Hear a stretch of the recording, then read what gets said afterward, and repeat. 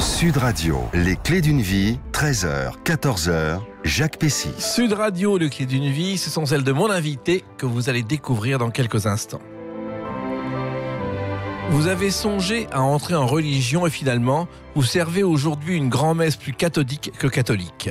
Votre voix vous a permis de trouver la vôtre et d'être l'élu dans le cœur des ménagères de plus ou moins de 50 ans.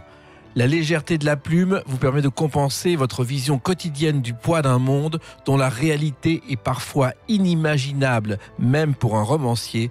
Bonjour Xavier Demoulin. Bonjour, merci de me recevoir. Je crois que tout est dit là, c'est bon. Oh bah non, on a une heure devant nous pour parler de vous, pour parler de votre livre La vie sans toi, un roman qui se lit de la première à la dernière page sans lâcher, chez Lattès, on va en parler longuement tout à l'heure. Mais le principe de l'émission, c'est de revenir sur votre carrière, votre parcours, à travers des dates clés. Alors la première ne vous concerne pas directement, mais elle vous dira quelque chose, c'est le 16 février 1981. Et pour vous aider, écoutez ceci, Xavier Demoulin. Bonjour. La voix d'Yves Morosi. Car je crois qu'Yves Morosi a été très important pour vous. Il a été très très important pour moi parce que en fait, il m'a donné envie de faire le métier que j'exerce aujourd'hui. En fait, j'ai voulu être journaliste quand je regardais Yves Morosi à la télévision. J'étais assis en pyjama et il fallait comme ça aller dîner. Et puis non, il y avait Yves Morosi, déjeuner plutôt. Il y avait Yves Morosi. Enfin bref, et j'étais fasciné par ce monsieur, fasciné par sa voix, et je me disais mais en fait moi aussi je voudrais être journaliste plus tard. Alors pas nécessairement présenter le 13h ou le 20h, mais simplement voilà, c'est lui, ça fait partie de ses aspirations.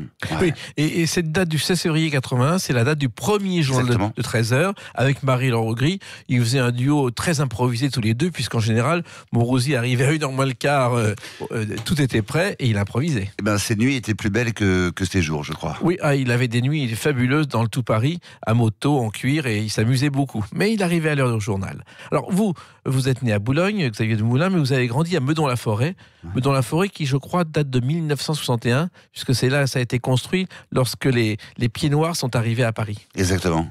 Il y avait dans cette ville où j'ai passé 20 ans, elle a été connue pour son architecture et pour cet immeuble qui s'appelait l'immeuble aux 1000 fenêtres. C'était la plus grande cité du coin, et effectivement qui a été construit dans cette idée-là d'accueillir des gens venus d'ailleurs. Et les façades des immeubles viennent de Fontvieille, près du moulin d'Alphonse Daudet. Je ne sais pas si vous le savez. Et non, mais vous me l'apprenez. Alors, donc, vous voulez être journaliste avec des parents qui n'ont rien à voir là-dedans. Votre père est directeur du Centre national de prévention et de protection. Ça n'a rien à voir avec le journalisme, Xavier Demoulin. Absolument. Mon père a travaillé dans la prévention risque. Et ma mère était donc mère au foyer. On était 7 enfants. Moi, je suis le dernier de 7. Personne dans ma famille ne travaillait dans les médias. Moi, j'avais ce rêve-là, mais en tout cas, en partie grâce à Yves Morosi, on vient de le dire. J'ai tout de suite su que je voulais faire ce métier-là, mais j'avais aucun contact, aucune fenêtre. Voilà. Mais surtout, il y avait le problème de l'école où vous étiez considéré comme un cas social, Xavier Demoulin. J'étais considéré comme un cas social. Oui, j'étais un enfant très particulier. Il y avait la classe, il y avait le bureau et il y avait le tableau du maître. Et moi, j'étais collé au tableau. J'étais ce qu'on appelle un enfant hyperactif. On dirait TDAH aujourd'hui. Donc, c'est vrai que pour me canaliser, j'ai fait transpirer bien des professeurs, bien des établissements et mes parents aussi. J'ai été viré de pas mal d'endroits. Oui. Et je pense que sans l'amour de ma mère et vraiment sa foi chevillée au corps, je m'en serais peut-être difficilement sorti. En tout cas, les profs voulaient pas de moi. Oui, la scolarité voulait pas de moi. Et pourquoi ? Je sais pas, j'étais pas là en fait, j'étais ailleurs, j'étais dans l'imagination, je passais beaucoup de temps j'adorais me bagarrer, j'étais très agité, j'étais pas un enfant très à l'écoute de ce qu'on me disait, ça rentrait par une oreille et ça sortait par l'autre. Je sais pas, j'avais beaucoup d'énergie et j'étais vraiment dans l'imaginaire. Mais il y a quand même quelqu'un qui vous a sauvé, c'est une professeure de français qui vous a fait découvrir des nouvelles de Leclésio, Mondo et autres histoires. Exactement, mais ça c'est bien plus tard, parce que c'est en classe de seconde. On va dire que de la maternelle à la seconde, ça a été la scolarité, ça a été l'enfer. Et donc j'ai changé beaucoup d'établissements. J'étais très malheureux à l'école. Oui. Et vraiment, je voudrais dire à tous les parents qui ont des enfants hyperactifs, qui ont des enfants qui sont montrés du doigt, qui ont des enfants qui sont dénoncés par les professeurs, dont les professeurs ne veulent plus, de ne surtout pas perdre espoir. Et je voudrais dire aux professeurs qu'ils ont un rôle clé. Moi, effectivement, j'ai été sauvé par cette femme qui s'appelait Odile Fayet, professeure de français, spécialiste de Dioclésio, qui avait fait une thèse sur lui, et qui un jour s'est penchée sur moi et m'a donné confiance, tout simplement, et m'a réappris la lecture. Il m'a redonné le goût des mots. Et c'est ça qui m'a fait vraiment, je dis souvent, naître une seconde fois. Oui, et grâce à elle, vous avez fait Cagne, Hippocagne, mais vous avez failli faire normal sup. Alors, Hippocagne, Cagne, exactement. En fait, grâce à elle et à son contact, de dernier très agité, je suis devenu premier de ma classe. Et parce qu'elle a su appuyer sur un bouton, provoquer quelque chose chez moi qui tout d'un coup m'a passionné, m'a intéressé. Et c'est vrai qu'après ça a gazé. Ensuite j'ai fait une prépa de lettres, effectivement, j'ai raté normal sup. Bon, ça c'est pas une tare en soi. Puis après j'ai fait une maîtrise de lettres sur le sentiment de l'amour dans le théâtre de Beckett. Et puis après j'ai fait un DESS à Dauphine. Vous voyez comme quoi ça mène à tout. Voilà. Et après vous êtes parti pour New York où là il y a eu un choc. Ce sont les franciscains, Xavier de Moulin. Oui, en fait j'étais pas du tout dans la chose religieuse et j'avais une petite amie à l'époque que j'aimais beaucoup et sa mère un peu moins. Et donc sa mère m'a demandé si elle m'aimait bien sa mère, mais en fait ils m'ont dit toi qui veux être journaliste, pourquoi tu irais pas voir là-bas dans le Bronx à New York, il y a une communauté de franciscains. Essaie d'aller voir ce qui s'y passe. Pourquoi tu irais pas passer un peu de temps chez eux et pourquoi pas je sais pas, faire un sujet. Et je me suis dit, bah oui, ça c'est une vraie idée de reportage. Et je suis resté avec eux comme ça plusieurs semaines. Et ça a été un choc et une révélation parce que, humainement, ce sont des gens incroyables. Ce sont des gens incroyables qui vivent dans le plus grand dénuement et avec une force totale qui donnent tellement d'amour autour d'eux et de solutions aussi à ceux qui n'ont plus rien. C'est-à-dire les SDF, qui sont confrontés à la violence, à la drogue, aux gens, à des enfants, des familles, des foyers là-bas. C'était à l'époque, je parle de ça, on est en 94, 93, 94, on est au bout de la misère humaine. Et j'ai passé beaucoup de temps avec eux, j'ai vécu à leur rythme, et j'ai vendu mon premier sujet en rentrant à Paris, mon premier reportage de journaliste à l'étranger, pour La Croix. Pour La Croix, qui était sur ces franciscains. Et un personnage vous a profondément marqué, Xavier de Moulin, c'est le père Théry, que vous avez rencontré dès votre arrivée. Bon, c'était pas le seul, il y avait le père Théry, mais il y en avait d'autres. Il y avait voilà, vous savez, quand vous rencontrez comme ça quelqu'un qui vous explique qu'il a été trader à New York et qu'il a du jour au lendemain eu une révélation spirituelle, qu'il a décidé de s'engager pour aider les pauvres, et qu'il a donné absolument tout, et le plus dur pour lui, ça a été de se débarrasser de son yacht. Parce qu'il a tout vendu pour donner l'argent à la communauté, et que ça mettre en place, en fait, un système de récupération des fruits et légumes. Dans le Bronx, il y a le plus grand marché de fruits et légumes d'Amérique, et grâce à certains investissements, notamment aux gens qui donnaient tout ce qu'ils avaient, ils pouvaient donner tous ces aliments-là aux plus démunis. Et vous avez aussi été frappé par un guitariste de hard rock qui était lui aussi entré chez les franciscains. Mais il y avait de tout là-bas. Il y avait des anciens bikers, il y avait des anciens flics, il y avait un ancien trader, je l'ai dit, il y avait un ancien joueur de hard rock. Tous ces garçons-là, que j'ai eu la chance de rencontrer, que la vie a mis sur mon chemin, avaient tous un point commun. C'était qu'ils avaient le goût des autres, de l'humanité, du don. Et leur Dieu, c'était pas l'argent, mais l'argent était utilisé à bon escient pour les plus pauvres et les plus démunis. Et ça vous a marqué jusqu'à aujourd'hui, Xavier de Moulin ? Quand je vois aujourd'hui des pics d'or qui consistent à mettre en place des éléments d'urbanisme pour que les SDF puissent pas s'asseoir et s'allonger, ça me rend vraiment, je me dis que il ferait bien de s'inspirer de ce qui se passe dans le Bronx, et que effectivement il y a des solutions, il y a des tas de gens, des tas d'associations qui en France se battent pour ceux qui n'ont rien. Emmaüs, l'abbé Pierre et compagnie, ces gens-là, il faut les aider, et il faut tendre la main à ces gens qui dorment dehors. Ça veut dire quoi, ce monde-là ? Ça me révolte. Je vous comprends, et vous n'êtes pas le seul, mais il y a aussi d'autres choses qui vous touchent au plus profond de votre cœur. On va en parler dans quelques instants à travers une autre date, le 3 septembre 1999.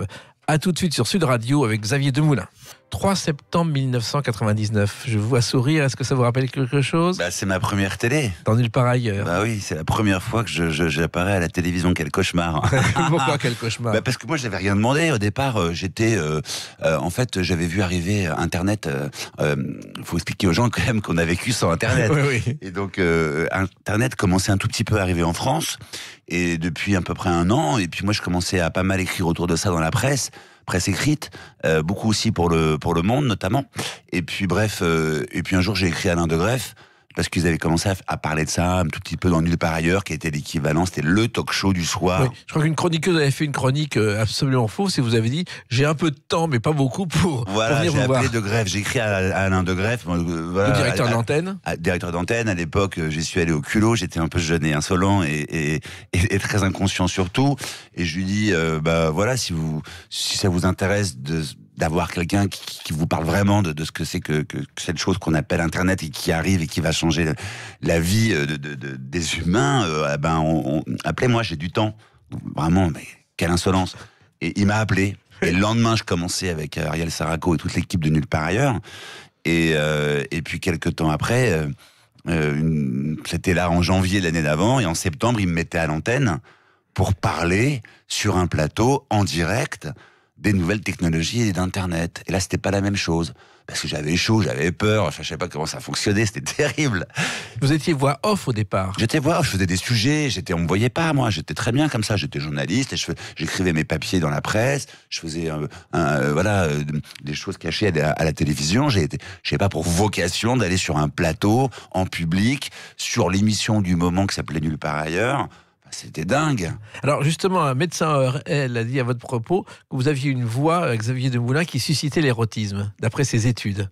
Je sais pas qui est ce... Un médecin ORL qui a écrit ça dans une chronique. Il paraît, mais c'est ce que c'est... Enfin, ses propos n'engagent que lui, voilà. Mais ceci dit, pour revenir à la télé, ouais, la première expérience télé, c'était quelque chose. Alors, cette émission, vous vous souvenez qu'il y avait Prince dans cette émission, ce jour-là? Il y avait Prince, il avait chanté ceci. C'était son disque de l'époque, Avenue de Joy Fantastic. Et il retrouvait son nom. Il s'appelait avant, il avait Love Symbol. Love Symbol. Et là, il redevenait Prince. Et donc vous imaginez, première télé, vous allez être à 25 mètres de Prince. Oui. Il faut enchaîner avec le public et tout, mais je vous assure. Comment on fait? Mais je sais pas, mais qu'est-ce que j'avais peur, qu'est-ce que c'était. Voilà. Et vous parliez des nouvelles technologies. Ouais. Et vous on est quelques-uns comme ça, jeunes journalistes à l'époque, à s'intéresser à un truc qu'on appelle Internet, et les gens savent pas ce que c'est, donc ils ont besoin de traducteurs, et c'est nous. Et en fait, moi j'avais des copains qui étaient à l'école des mines, qui m'ont fait découvrir ça 2-3 ans avant. On était vraiment au tout prémisse, quoi. Oui, et votre père utilisait un Mac avec vous, vous étiez un des pionniers aussi. Bah, mon père était sur Mac depuis très très longtemps. Après, c'est vrai qu'il a utilisé, lui, il était très Mac, il a eu un des premiers Mac, il aimait bien, il était un peu geek, mon père, sans le savoir, mais vraiment, il n'y avait pas du tout Internet à l'époque, ça n'existait pas. Hein. Alors ensuite, Xavier Demoulin, vous avez eu ce qu'on appelle le parcours du combattant, c'est-à-dire il y a eu plusieurs émissions. D'abord, vous avez failli faire C'est dans l'air, et ça s'est pas fait.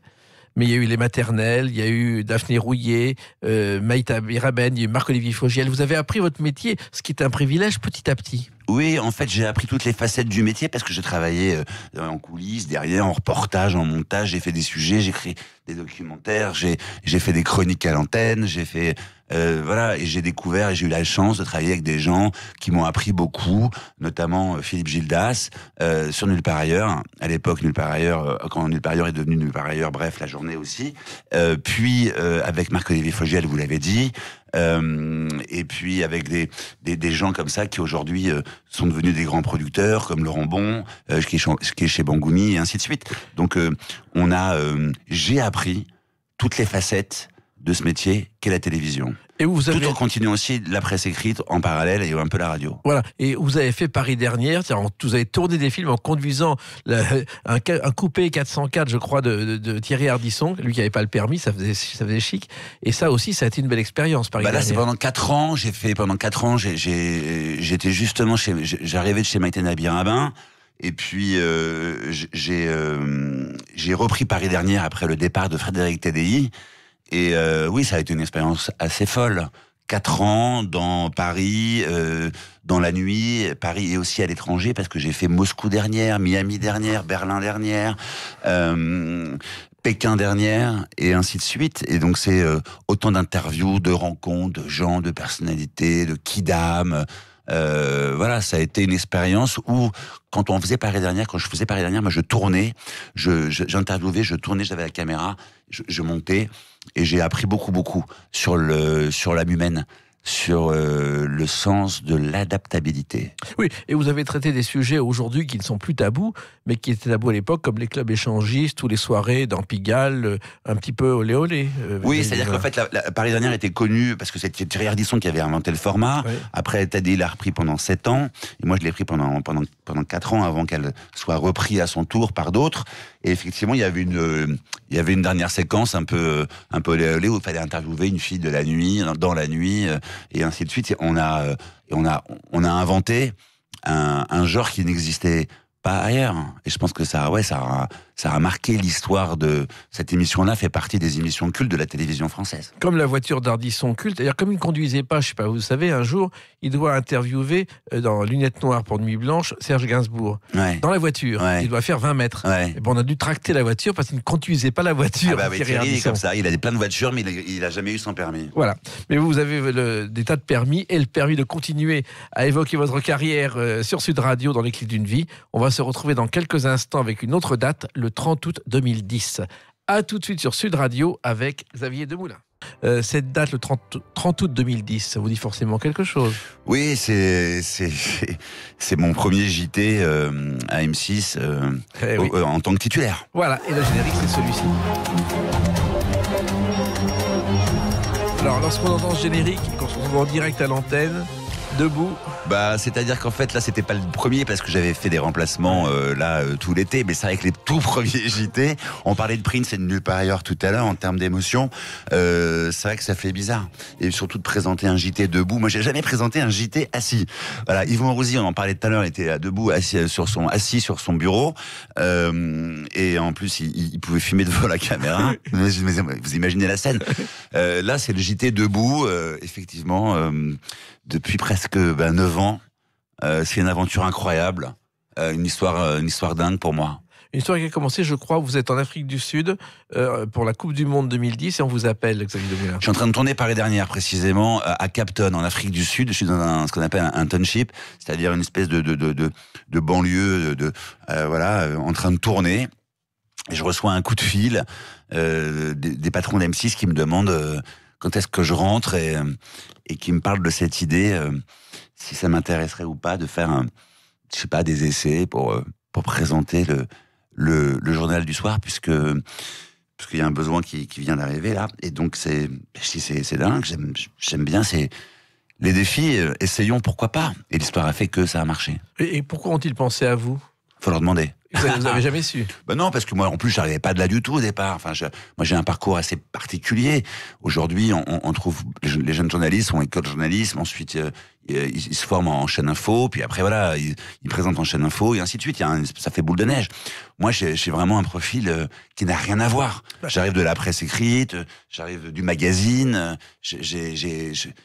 Je viens pas du news. Non, mais vous faites partie de cette génération de journalistes qui n'a pas fait d'école de journalisme et qui a réussi quand même. Non, mais moi j'ai toujours travaillé en fait même pendant mes études. C'est-à-dire que dès que j'étais après ma cagne, justement, j'étais tout le temps en stage dans toutes les rédactions possibles et inimaginables.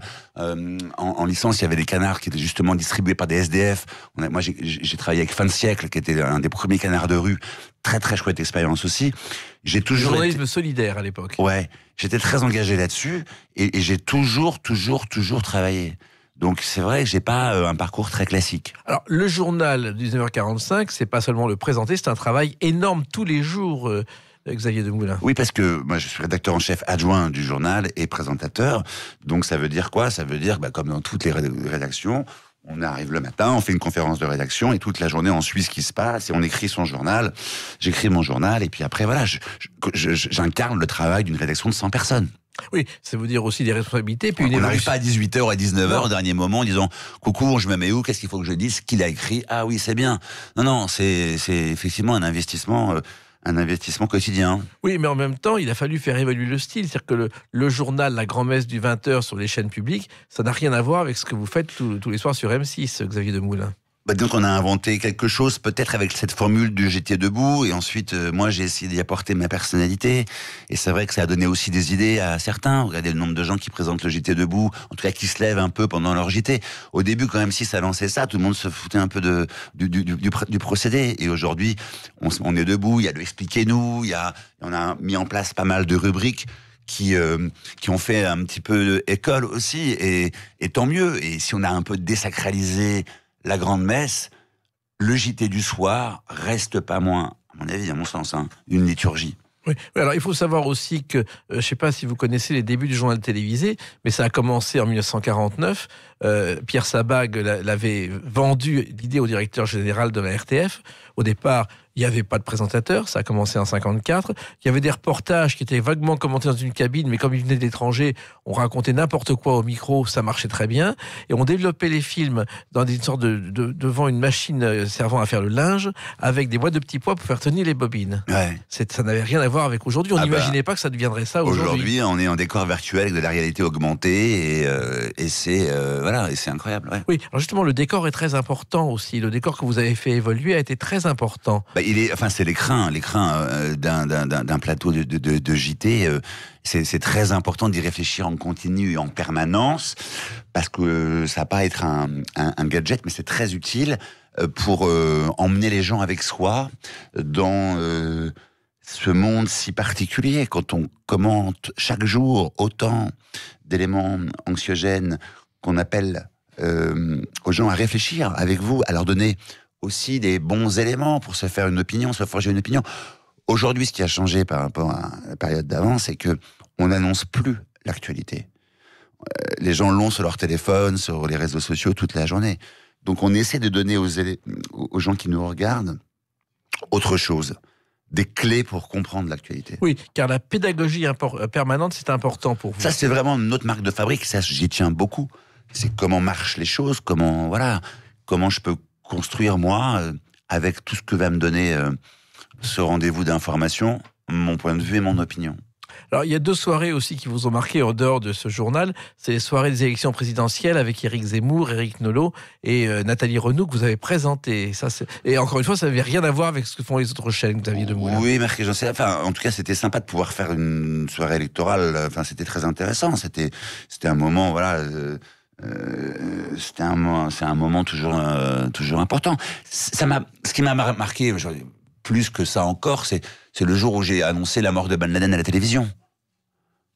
Parce que quand vous annoncez la mort de Ben Laden, enfin quand il y a eu le 11 septembre, jamais j'aurais cru qu'un jour j'annoncerais, moi, dans un journal télévisé, la mort de Ben Laden. Vous comprenez ce que je veux dire ? Ça m'a marqué. Présenter une soirée d'élection présidentielle, c'est très intéressant, et j'étais très content, mais c'est... Vous avez eu l'impression d'être dans l'histoire, que c'était un tournant d'histoire, ce jour-là. C'est-à-dire que... Non, mais annoncer la mort de Ben Laden, enfin, pour moi, ça a été quelque chose de dingue.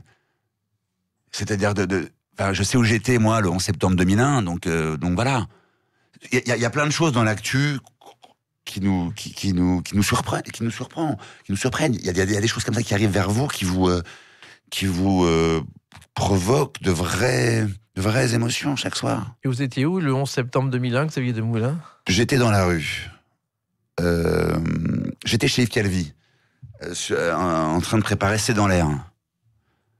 Et parce que j'ai travaillé à C'est dans l'air au tout début, et le 11 septembre a fait complètement changer la formule de C'est dans l'air. Et j'avais un copain qui était pirate, qui travaillait dans le hacking, et qui m'appelle et qui me dit « Regarde ce qui se passe à New York ». Et je vois ça. Et j'avais des gens que j'aimais beaucoup qui étaient à New York, donc ça m'a effectivement, en plus de la violence de la chose. Bref. Et puis je marche dans la rue et Paris était quasiment désert, alors que ça se passait à New York. Et j'entends Oussama Ben Laden assez vite, tout le monde l'entend ce nom. Donc le jour où vous annoncez qu'il a été neutralisé, c'est quelque chose.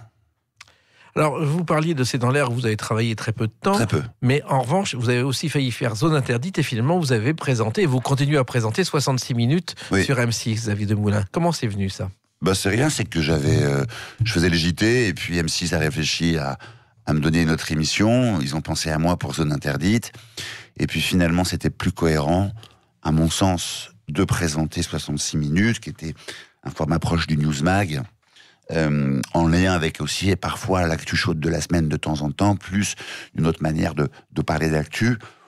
On s'est reposé autour d'une table, on a convenu que c'était plus cohérent avec le JT au quotidien, d'avoir cette hebdomadaire. Et là, ça a pris sa place, ça continue aujourd'hui. Ouais. Et vous êtes heureux entre le journal et 66 minutes. Moi, je suis très heureux. M6 est très heureux dans mon travail. C'est-à-dire que j'ai la chance d'avoir un journal tous les soirs et d'avoir une hebdomadaire comme 66 minutes, une émission hebdomadaire comme 66 minutes. Oui, c'est un privilège. Et il y a une émission qui a duré peu de temps, mais qui était innovante. C'était Mon beau miroir. Ça, c'était bien. On parle des politiques tout à l'heure. C'était sur Paris Première. C'était l'idée, c'était d'interroger un homme politique derrière une vitre teintée. Derrière la vitre teintée, il y avait un panel de gens qui écoutaient l'échange.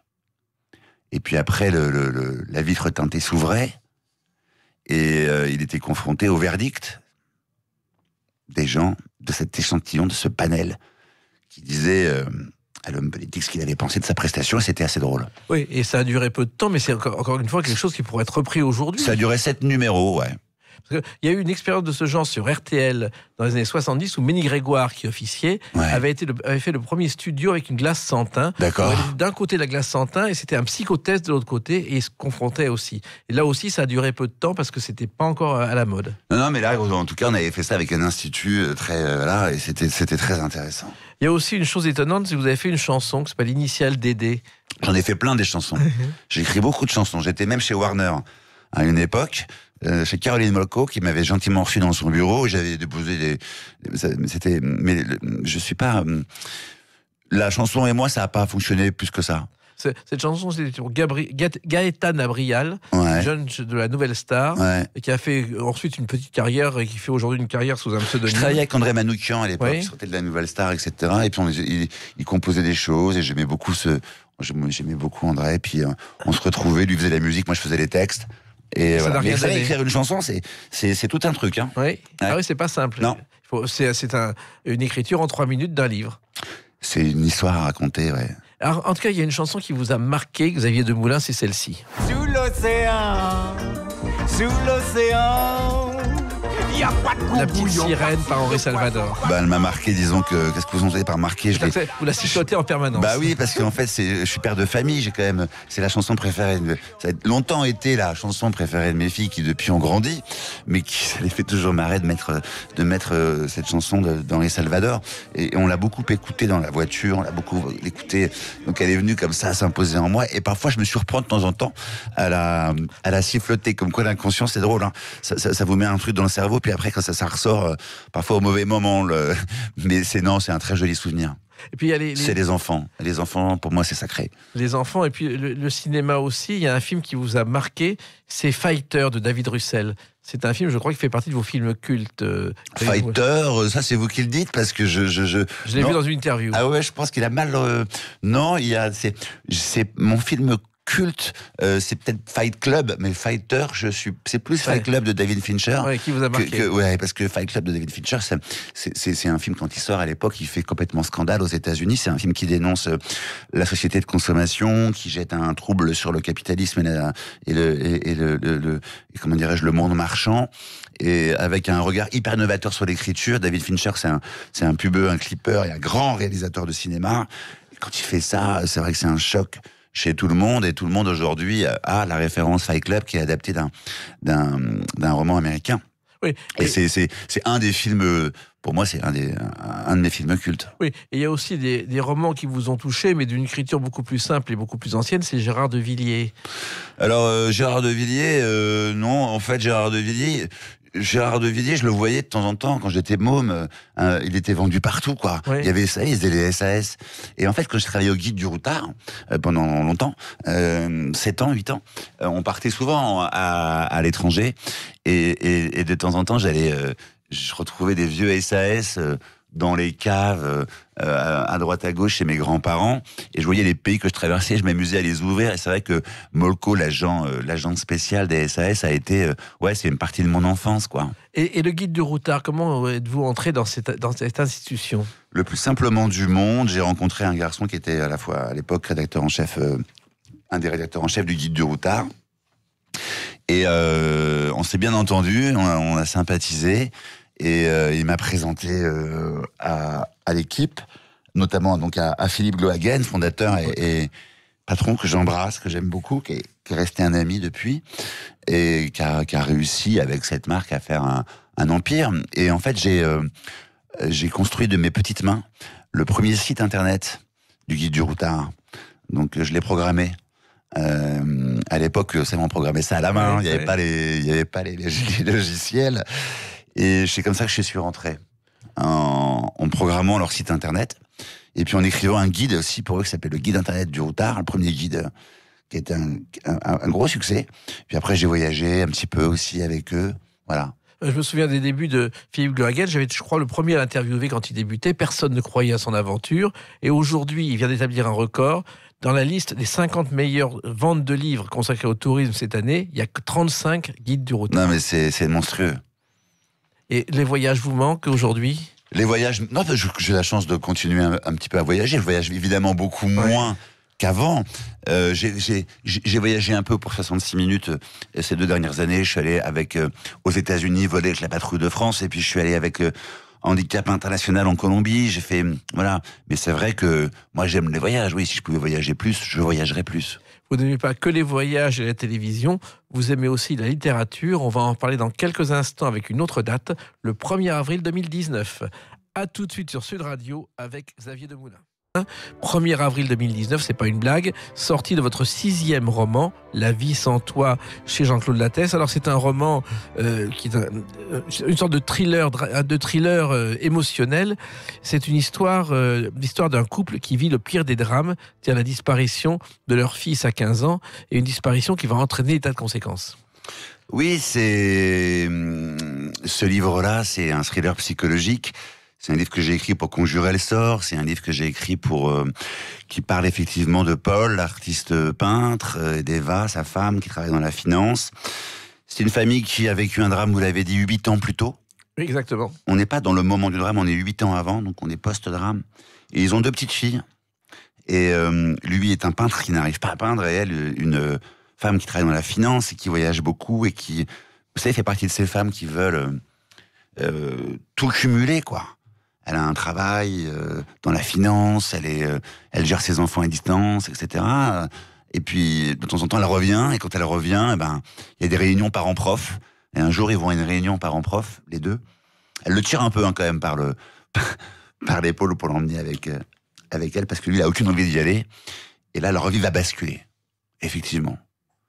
C'est ça le point de départ. Oui, alors ce qui est étonnant aussi, c'est que dans cette histoire, il survit parce qu'il pense, enfin le père survit parce qu'il pense que le fils est avec lui en permanence. En fait, c'est un livre qui... on va pas tout spoiler, parce que, mais c'est un livre qui en réveillant les morts, convoque l'amour. Et qui pose aussi beaucoup de questions. C'est-à-dire qu'en fait, mon pari avec ce livre, c'était, est-ce qu'on peut faire un thriller psychologique qui emmène le lecteur avec lui dans l'intrigue et les rebondissements, tout en évoquant ou en essayant de parler de choses, entre guillemets, profondes. Moi, dans mon activité de romancier, d'écrivain, je m'intéresse, depuis mon premier livre, aux liens familiaux. Et dans ce livre-là, j'ai décidé d'en faire une histoire d'amour, mais de convoquer l'épreuve dans le couple. Et de voir, à travers ça, comment on pouvait s'en sortir face à ce genre d'épreuve. Mais pas que, d'aussi poser des questions sur comment on peut se représenter finalement de la folie, comment on parle des arts, de l'art, lui il est peintre, qu'est-ce que veut dire l'argent aujourd'hui dans le système capitaliste, parce que Eva, qui est banquière, elle est en culpabilité totale. elle est très fatiguée. Elle se dit mais à quoi ça sert ce que je fais? À quoi ça sert de faire de l'argent pour prêter de l'argent aux riches et elle se prend une grosse remise en cause du sens de son travail. Ce sont des personnages qui sont en questionnement. Et comment vous est venue l'idée justement de ce sujet, qui est un sujet finalement qui touche beaucoup de gens, David Demoulin? Vous savez, je trouve que les liens familiaux, moi, ça me passionne.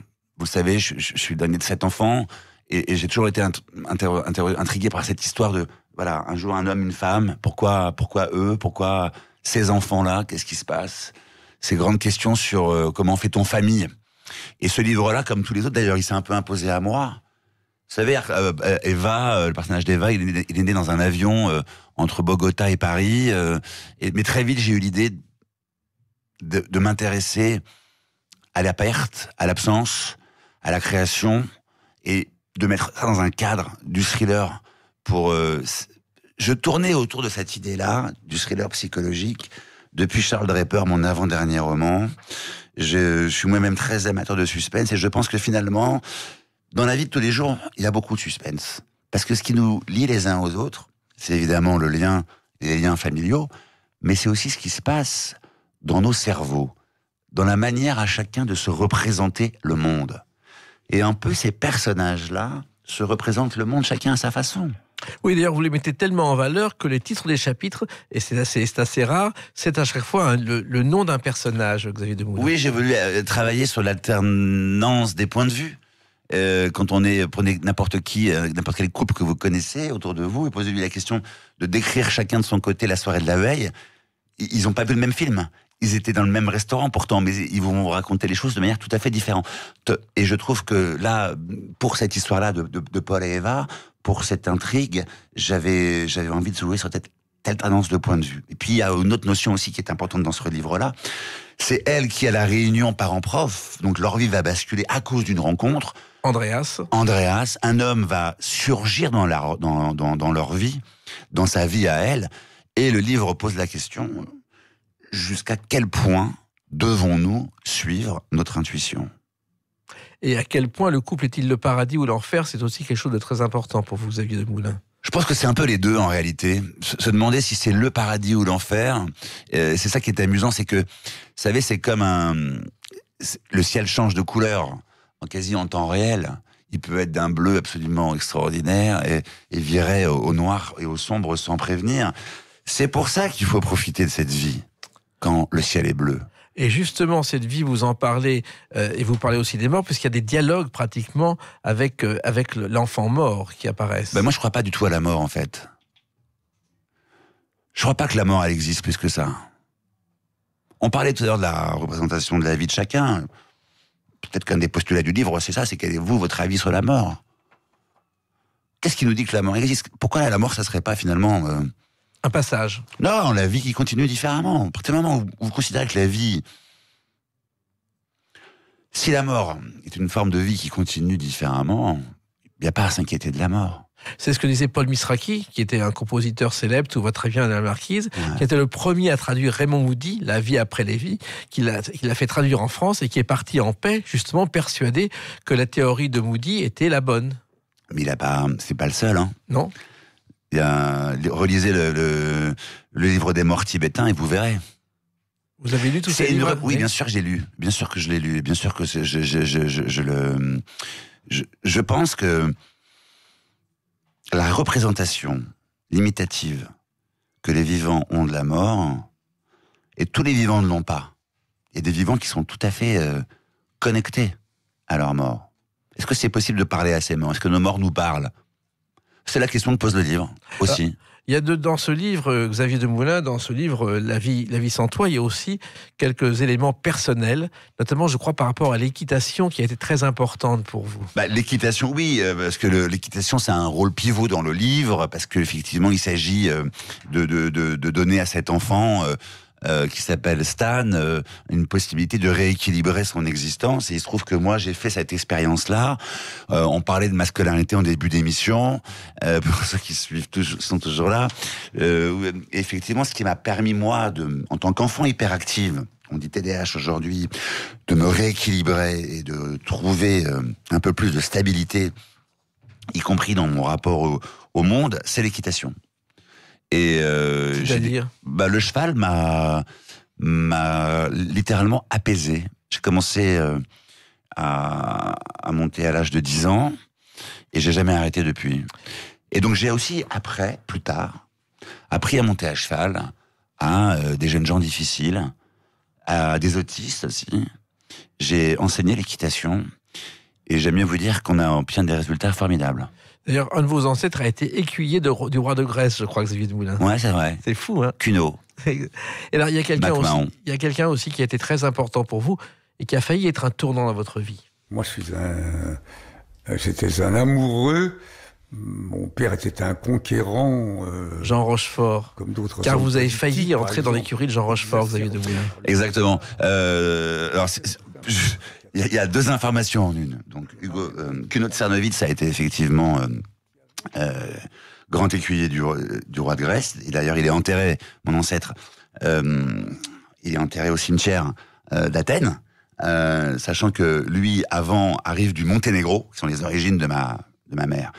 Et donc, les chevaux ont toujours été dans cette partie-là très présents. Et Jean Rochefort, pour revenir à la question sur Jean Rochefort, je l'ai rencontré à un concours hippique à Bercy, à l'époque où j'avais un petit job d'étudiant.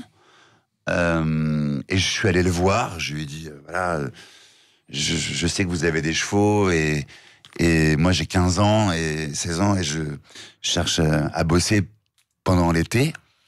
Et il a pris mon numéro, mais sans... très gentiment, quoi. Et un jour, le téléphone a sonné chez moi, et c'était Jean Rochefort, qui appelait à 21h. Ma mère, elle a cru que c'était un canular, et en fait, il voulait me prendre dans son écurie pour l'été. Mais entre-temps, j'avais rencontré un autre éleveur de chevaux de course au Mont-Saint-Michel, et comme j'étais déjà engagé, j'ai pas eu l'autorisation à l'époque, 15 ans, d'aller travailler chez Jean Rochefort, que j'ai revu des années plus tard, que j'ai interviewé, dans son installation avec ses chevaux, où je lui ai raconté l'anecdote qu'il avait évidemment oubliée. Et il faut savoir aussi que Jean Rochefort, les dernières années de sa vie, a porté des baskets et des chaussettes bariolées, on l'a vu partout, parce que c'était un cadeau de Meg Ryan qui lui avait offert pendant un tournage, la star de Quand Harry rencontre Sally. Ça a été son porte-bonheur de ces dernières années. Alors, écrire un livre pour vous, c'est vraiment un sacerdoce. Je crois que c'est 5h30, 8h30 du matin, tous les jours, Xavier de Moulin. C'est pas un sacerdoce, c'est-à-dire qu'en fait, en période d'écriture, avec mon activité par ailleurs passionnante, qui est de présenter le journal, quand je suis en écriture, je peux me faire des phases comme ça de 5h à 8h30, 8h20, après j'emmène ma fille à l'école et après je commence mon autre journée. Mais c'est pas un sacerdoce, parce que on écrit partout, tout le temps, puis ça se commande pas. Parfois ça vient pas, parfois ça vient, etc. Moi, La vie sans toi, c'est un livre que j'ai écrit parce que je pouvais pas faire autrement, quoi. Et c'est un travail peaufiné pendant 2 ans. Oui, mais c'est ça l'écriture. C'est le temps de l'obscurité, c'est un travail manuel que d'écrire. On est dans un établi et ça s'écrit pas en 2 secondes. C'est pas un tweet, un livre. Hein. Non, et vous écrivez parfois allongé sur un lit, je crois, Xavier de Moulin. J'écris partout, avec mon ordinateur. Oui, j'écris dans mon lit de temps en temps aussi, ça peut m'arriver. Mais j'écris dans les trains, j'écris dans les coins de bistrot, j'écris à l'étranger, j'écris un écrivain. Ça écrit ou ça pense au prochain livre qu'il va écrire. Voilà. Et vous écrivez, je crois, depuis l'âge de 14 ans avec des romans qu'on ne connaît pas forcément. J'écris depuis l'âge de 15 ans, je vous l'avais dit, 15 ans, avec ma prof qui m'a amené à redécouvrir effectivement les mots et l'écriture. Et j'ai des tas d'œuvres de jeunesse qui, je vous rassure, resteront là, à leur place dans mes placards. Ah bon, il n'y a pas de sujet Non, mais vous avez été jeune, vous aussi. Oui, on l'est toujours. On est toujours. Oui. Mais non, parfois, il y a des choses qui vaut mieux qu'elles restent là où elles sont. Et puis, il y a un film, Tout pour être heureux, qui est adapté d'un de vos romans, et c'est pas si courant que ça, Xavier de Moulin. Non, il y a beaucoup de projets, de films, et très peu qui se font. Vous savez, les romans sont à la base de plusieurs histoires, d'adaptations. Et effectivement, j'ai un livre, mon premier, qui s'appelait Un coup à prendre, qui est sorti au cinéma et qui est devenu Tout pour être heureux, il y a 2-3 ans, avec Manu Payet et Audrey Lamy. Et ça a été une expérience assez sympa et incroyable de voir ces personnages de papier devenir des personnages animés. Pourriez un jour peut-être réaliser un film vous-même Réaliser, je sais pas. Écrire des films, pourquoi pas. Les réaliser, je sais pas si c'est pour moi. Il y a un temps ça demande vraiment une patience infinie. Autant je l'ai pour l'écriture du roman, On l'a dit, La vie sans toi, c'est 2 ans de travail et c'est vraiment, ça me dérange pas de n'avoir que pour interlocuteur que mon ordinateur et mon éditrice. Le cinéma, il y a quand même beaucoup plus de monde autour de vous quand même à contenter, c'est plus compliqué. Oui, vous avez un surnom, le sanglier, je crois. Il paraît, ouais. C'est quoi ça? Provenez-vous tôt dans la forêt et vous verrez ce que c'est qu'un sanglier. C'est un animal assez sacré en fait au départ. Hein. Il fait le lien entre le ciel et la terre. Hein. C'est pas du tout ce qu'on pense. C'est le surnom qu'on me donne dans l'intimité, les gens qui me connaissent bien. En tout cas, on a appris à mieux vous connaître aujourd'hui à travers votre parcours et ce livre, La vie sans toi, chez Lattès, que je recommande à celles et ceux qui nous écoutent, parce qu'on ne peut pas lâcher de la première à la dernière page. On vous connaîtra mieux, mais on connaîtra mieux ces personnages qui pourraient un jour finir au cinéma aussi. Merci beaucoup. Merci à vous, Xavier Desmoulins, d'avoir participé à ces Clés d'une vie. Vous parlez vrai, donc vous revenez quand vous voulez dans cette émission. Sur Sud Radio, nous parlons vrai, donc vous êtes chez vous aussi. C'était un plaisir. Merci Jacques.